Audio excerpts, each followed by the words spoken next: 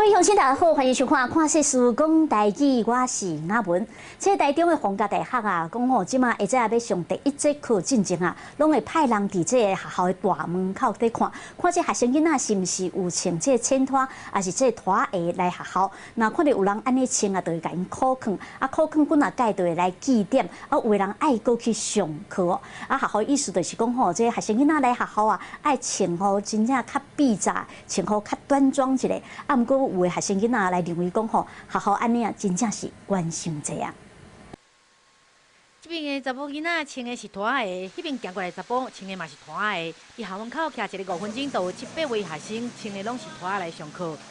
有的人穿啊规身躯，哪想要去学校来冲浪共款。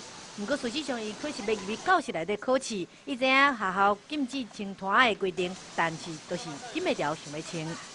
穿拖鞋来上课比较舒服。怎么说？因为上课会赶时间啊。上课老师闻到你的臭脚丫的味道。还好啊，老师也在讲台啊。礼貌，穿拖鞋啊？我觉得还好。无论是穿甲水服型的拖鞋，还是爱一步一开，非常小心慢慢啊行，目镜啊。学校禁止学生愈爱搞怪，像这位同学虽然无认同穿拖鞋来上课，但是嘛无赞成学校用记点、申诫的方式来规范。穿拖鞋嘛，我会觉得有点怪怪的。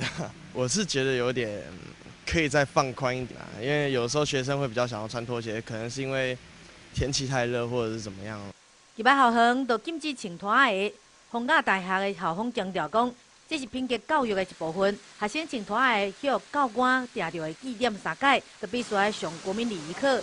若是无去上课，才会去记申诫。目前还无学生受到这款的处分。从很多早期我们讲蓝白拖那种上课的过程的话，感觉真的是就是说觉得在比较失礼。相对我们认为比较严重的情况之下的话，我们多半也是请他来参加一些礼仪的课程，这样子的一些教育训练。但是我们大概不会因为这个样子去借一些申诫。到底是不是用穿拖鞋来上课？大多数同学心内拢有一支笑。实际上，脚底穿的是凉鞋还是拖鞋？伫查某囡仔的身躯顶有当时真歹分辨。用脚草无好边不符礼仪的理由来规范学生，大家拢反映讲，恐惊是会受到反效果。记者综合报道。对着学生囡仔，敢会当来穿着这衬拖去这学校上课咧？可能大家拢无共款的看法。若是无赞成的人，可能会亲像一句华语讲的，拢感觉学校是一些小题大做。那安尼就有一句这台湾的这言语啊，就是讲这鸟鼠空当作是碗公门，意思就是讲真正是学校啊，拢管甲遮尔细项，佮管啊遮尔幼的代志哦。